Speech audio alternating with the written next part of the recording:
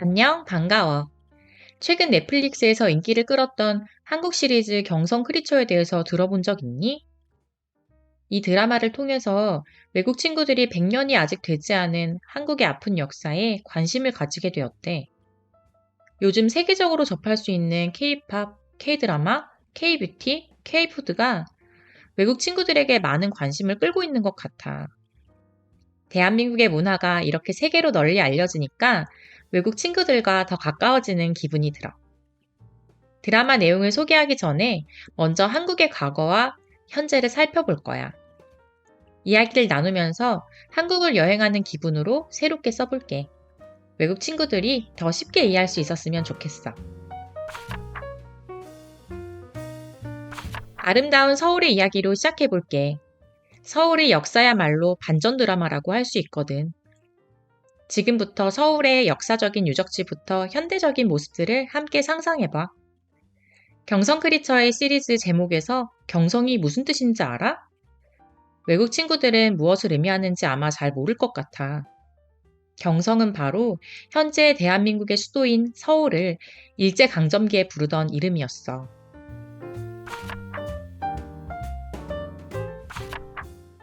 지금의 서울은 한국의 수도로서 정말 오래된 역사를 가지고 있거든. 조선 왕조 때부터 수도로 사용되었고, 그래서 곳곳에 조선 왕조의 유적이나 역사적인 건축물들이 많이 남아있어. 조선 왕조는 한국의 많은 드라마의 시대적인 배경으로 쓰였지.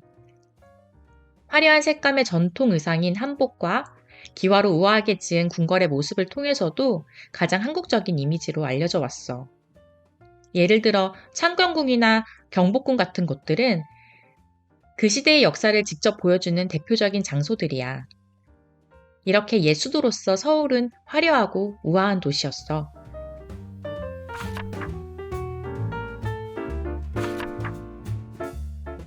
그런데 1910년에 일본의 침략으로 인해 모든 것이 변했어. 서울은 경성으로 이름이 바뀌게 되었고 그 아름다웠던 모습은 어둠으로 휩싸였지. 무려 35년 동안이나 말이야. 그래서 그때는 많은 문화재와 역사적인 유산이 손상되거나 파괴되었어. 일제강점기에 경성은 어둠과 억압의 그림자에 가려지게 됐어. 거리는 조용해지고 사람들은 자유를 포기해야만 했어. 그런 어둠의 도시 경성이었지.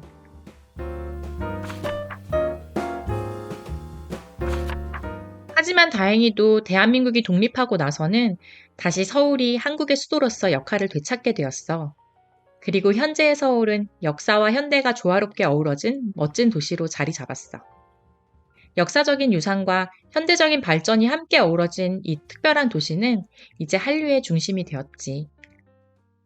경성 크리처 시리즈가 넷플릭스에서 큰 인기를 끌었던 이유 중 하나는 경성과 서울, 이 두 도시에 믿기지 않는 반전이 펼쳐질 장면들에 대한 궁금증 때문이기도 할 거야.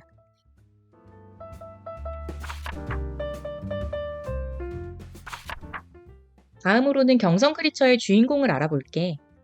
남자 주인공은 키가 185cm인 훈남 박서준이야. 키가 남들보다 컸기 때문에 박서준의 어릴 적 꿈은 야구 선수였대. 한국 여자들은 소개팅할 때 항상 남자의 키를 물어봐.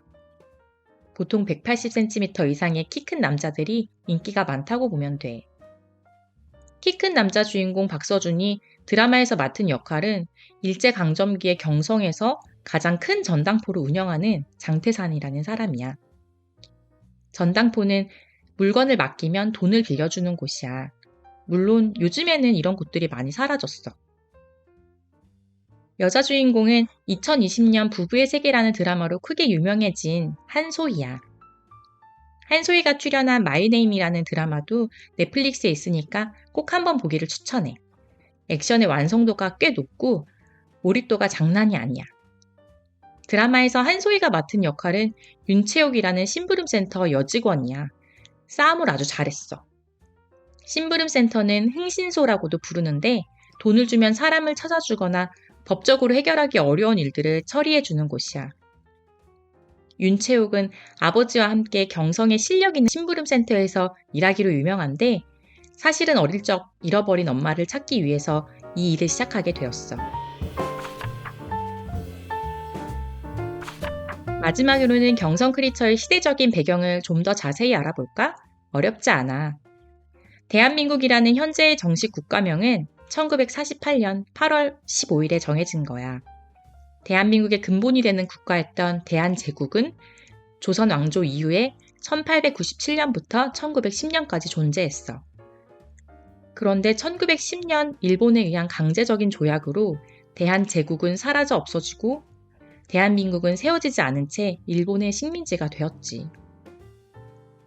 일본이 한국을 강제로 차지했던 1910년에서 1945년의 35년 동안을 일제강점기라고 해. 일본은 한국을 대한제국이 아닌 이전 명칭대로 조선이라고 불러 얕잡아 왔어. 일본인들은 조선인들을 조센징이라고 발음하면서 깔보고 비웃었지. 식민지에 대한 인종적 차별이 아주 심했어. 그러다가 일본이 1945년에 제2차 세계대전에서 패배하면서 마침내 한반도의 식민 통치가 끝났어. 그해 여름인 1945년 8월 15일에 광복이 오기 전까지 한국인들은 나라 안팎에서 독립운동을 활발하게 벌여왔지. 일본의 강압적인 식민 지배에서 벗어나기 위해 죽음을 무릅쓴 채로 말이야.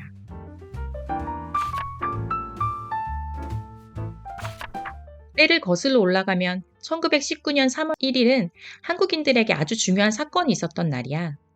이날은 경성뿐만 아니라 전국의 다양한 장소에서 수많은 사람들이 모여 독립선언문을 낭독하고 독립을 선언한 때였어. 일본은 조선인으로서의 정체성을 지워버리려고 했거든. 조선어 사용과 교육도 금지시키고 일본식으로 이름을 바꾸게 하거나 전쟁과 노동에 많은 조선인들을 강제로 끌고 갔어. 그러다 3.1운동은 국제사회의 주목을 받았고 일제강점기에 대한 국제적인 비난이 쏟아졌지.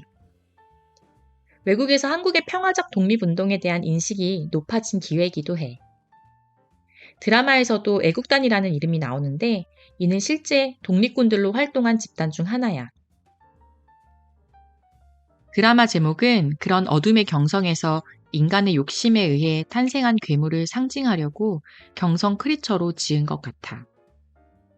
대한민국 임시정부의 독립운동을 위해서 독립군들이 싸워야 했던 마지막 시기가 경성 크리처 시즌1의 1945년 봄이야.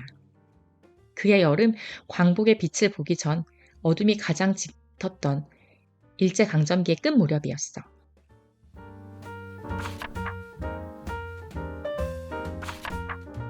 다음 편에서는 경성 크리처의 줄거리를 요약해 볼게. 한국인 친구들과 대화할 때 최근 핫한 드라마 내용을 알면 도움이 되겠지? 자, 다음 시간에도 경성 크리처를 통해 한국어에 빠져보자.